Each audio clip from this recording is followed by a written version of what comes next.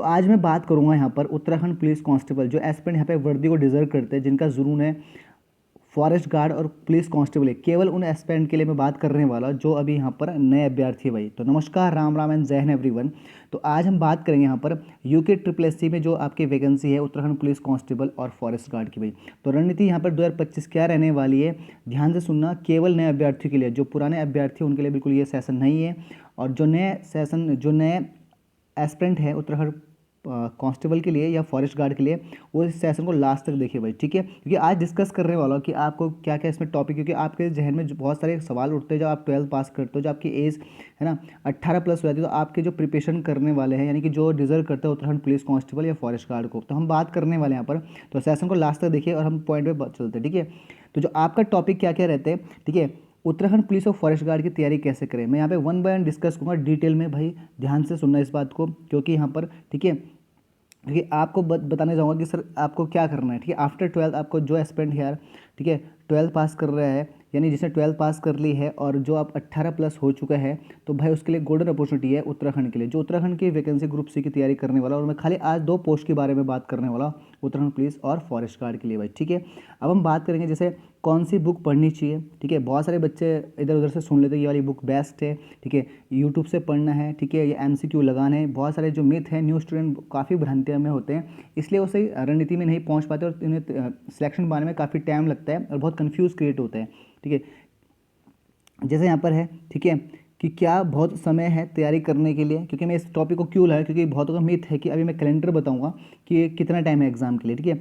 शुरुआत कहाँ से, सबसे इंपॉर्टेंट कि सर शुरुआत कहाँ से करें, इसमें भी हम डिस्कस करेंगे किसको ज़्यादा समय दे, फिजिकली या लिखित को, नहीं फिजिकली या रिटर्न को ज़्यादा समय किस में से दे, क्योंकि बहुत सारे बच्चे है ना अभी से लग जाते हैं, ठीक है। और सिलेबस क्या होने वाला है भाई, तो ठीक है, इस मुद्दों पे, क्योंकि जो न्यू एस्पिरेंट है भाई उसके दिमाग में बहुत सारी जो कन्फ्यूज़न है वो डिस्कस करना बहुत ज़रूरी है, क्योंकि जब वो कन्फ्यूज़न से बाहर आएगा तभी प्रिपरेशन कर पाएगा। नहीं तो कन्फ्यूज़न करने वाले बहुत बहुत हैं, ठीक है, जो उनके सीनियर उन्हें बताते हैं कि ये करो, ठीक है, इस वाली बुक को प्रिफेयर करो। तो सबसे पहले आपको बेस बनाना है, क्योंकि ये जो सेशन है ये न्यू स्टूडेंट के लिए ही बनाया गया है, जो अभी यहाँ पर एंटर किया है ग्रुप सी में भाई, ठीक है।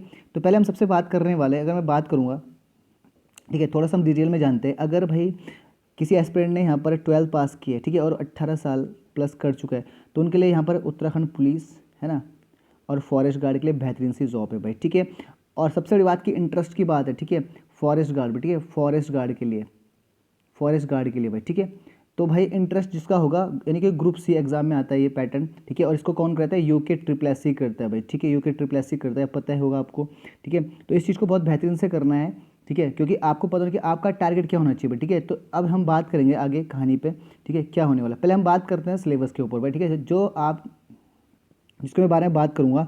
तो सबसे पहले देख सकते हो आप, ठीक है, कि यहाँ पर 2000 पोस्ट है। मैं खाली पुलिस आरक्षी की बात करूँ, पुलिस कांस्टेबल की जो वैकेंसी है वो कितनी है, 2000 है भाई, ठीक है।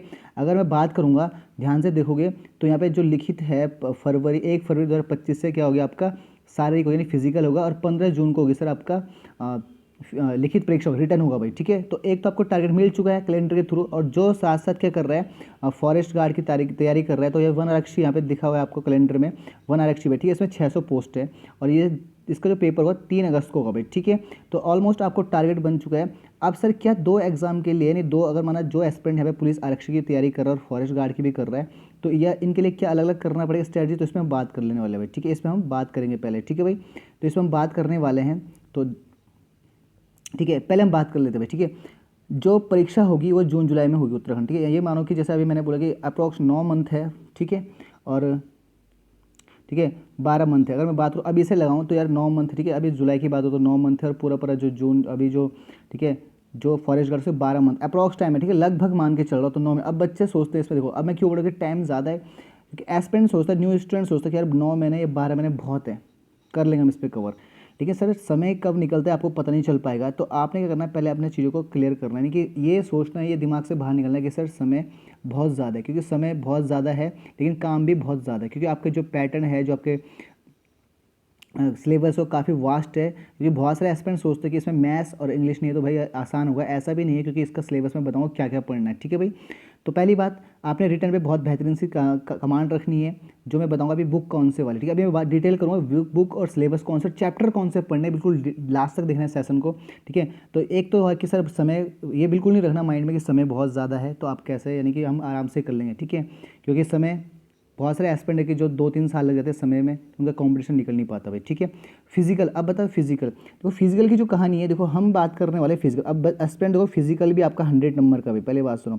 उत्तराखंड पुलिस कांस्टेबल के लिए जो फिजिकल है 100 मार्क्स का है, और साथ ही जो रिटर्न है वो भी क्या है आपका 100 मार्क्स का भी। ठीक है, तो मैं ये नहीं कहूँगा कि सर आपको, ठीक है, मैं ये नहीं कहूँगा कि आपको मतलब फिजिकल में ध्यान नहीं देना, क्योंकि 100 मार्क्स की कहानी है सर, ये भी आपका नंबर इंक्लूड होने का कांस्टेबल में भाई। ठीक है, अब इसका मतलब नहीं कि सर आपका इंपॉर्टेंट रिटर्न में भी ध्यान देना है और सर आपको कि कांस्टेबल उसमें फिजिकल में भी ध्यान देना है। तो इसमें क्या करना है आपने, ठीक है, एक टाइम पकड़ना है। जैसे आपने सुबह 2 घंटे फिजिकल को देना है, तो ये इनफ है। ठीक है, ऐसा नहीं कि आप दिन में भी भाग रहे हो शाम को भी भाग रहे हो, ऐसा नहीं करना है। ठीक है, आपको क्या करना है कि आपको 2 घंटे ले लेने भाई। ठीक है, कितने घंटे, 2 घंटे ले लेने हैं आपको। ठीक है, मॉर्निंग के लो चाहे इवनिंग के लो, 2 आवर काफ़ी है फिजिकल के लिए। ठीक है, उसके बाद फिर अपना रिटर्न पे लग जाओ, क्योंकि बहुत सारे एस्पिरेंट फिजिकल फिजिकल देखते हैं रिटर्न, क्योंकि दोनों पैरेलल चलने भाई। ठीक है, फिजिकल भी इंपॉर्टेंट है और सर आपका रिटर्न भी इंपॉर्टेंट है भाई। ठीक है, तो फिजिकल में सर 2 घंटे इवनिंग दो चाहे आपका मॉर्निंग दो, आप पे डिपेंड करता है, लेकिन सर देना है। ठीक है, पर बहुत ज़्यादा नहीं करना है फिजिकल सर आपका 9 महीने में होता है, लेकिन रिटर्न में क्या करना है आपने, बिल्कुल प्रॉपर गाइडेंस चाहिए होती है, और प्रॉपर आपको क्या करना है, प्रैक्टिस करनी होती है, सिलेबस को खत्म करना है, सिलेबस के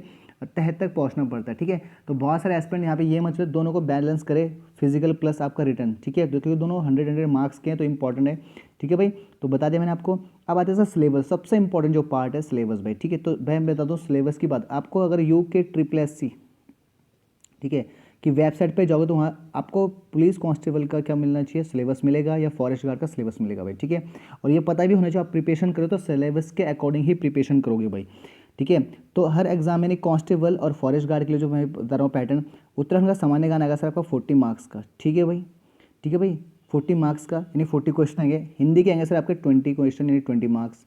ठीक है भाई, और रीजनिंग के 5 से 6 क्वेश्चन आते हैं।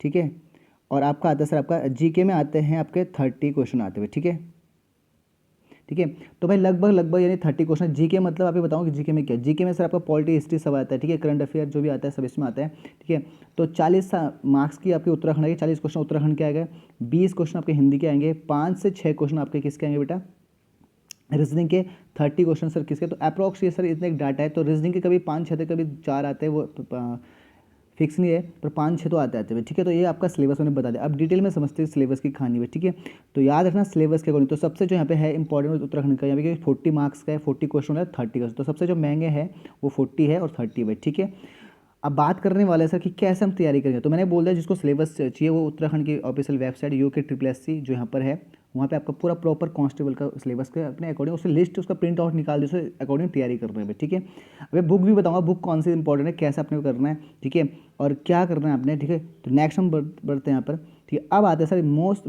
अब बात करना, मैं पहले इससे एक कहानी बता देता हूँ। ठीक है, देखो कांस्टेबल यानी कि मैं बता रहा हूँ, ठीक है, पुलिस के लिए, ठीक है भाई, पुलिस के लिए और फॉरेस्ट गार्ड के लिए सेम पैटर्न है। ठीक है बेटा, फॉरेस्ट गार्ड सेम पैटर्न है, मतलब यहाँ पे अगर आप इस पैटर्न को फॉलो करोगे तो भाई दोनों एग्जाम क्लियर होंगे, कोई टेंशन लेने की जरूरत नहीं है भाई। ठीक है, तो सेम है, तो आपको एक ही, ठीक है, पैटर्न पे यानी एक ही तैयारी, एक ही योजना से आपको क्या दोनों एग्जाम निकल सकते हैं। मैं खाली बात कर रहा हूँ, हालांकि इसमें कनिष्क शायक भी, लेकिन मैं उन एस्पिरेंट को टारगेट कर रहा हूँ कि बहुतों का ड्रीम होता है पुलिस कांस्टेबल में पुलिस की वर्दी पहनने का भाई। ठीक है, अब हम बात करने वाले हैं यहाँ पर। ठीक है, अब इंपॉर्टेंट मुद्दा है भाई। ठीक है, तो ध्यान से सुनना। देखो शुरुआत कहाँ से करें भाई, सबसे जो बच्चा सोचता है सर शुरुआत कहाँ से किया, मेरा दोस्त बोल रहा था कि सर यूट्यूब से देखो, ये वाला चैनल देखो, पहले सबसे पहले आपको बेस बनाना है, आपको बेसिक बनाना है, बेस बनाओगे तभी मजा। ठीक है, तो उत्तराखंड के लिए पहले बता दो क्या क्या पढ़ना है भाई। ठीक है, तो अगर बुक प्रिफेयर करोगे तो भाई सबसे पहले आपका जो आपका उत्तराखंड के लिए आपका है लूसेंट भाई, सबसे जो बेस बनाने वाली बुक है वो लूसेंट ही है, सॉरी क्या बोलते हैं उसको, उत्तराखंड का परीक्षा वाणी है। ठीक है, परीक्षा वाणी है भाई, करेक्शन कर लेना। ठीक है भाई, अच्छा, तो उत्तराखंड के लिए सर आपका बेस्ट बुक है बेस बनाने के लिए, मैं बेस्ट बेस की बात कर रहा हूँ भाई। ठीक है, वो है आपकी परीक्षा वाणी भाई। ठीक है, उसके बाद आप उत्तराखंड का विंसर बुक भाई, यहाँ पर भी इंपॉर्टेंट है, ये दोनों बुक आप ले लेंगे। ठीक है, तो भाई दोनों बुक से बिल्कुल बेस बनाना है, और भाई हिंदी के लिए सबको पता है लूसेंट इनफ है।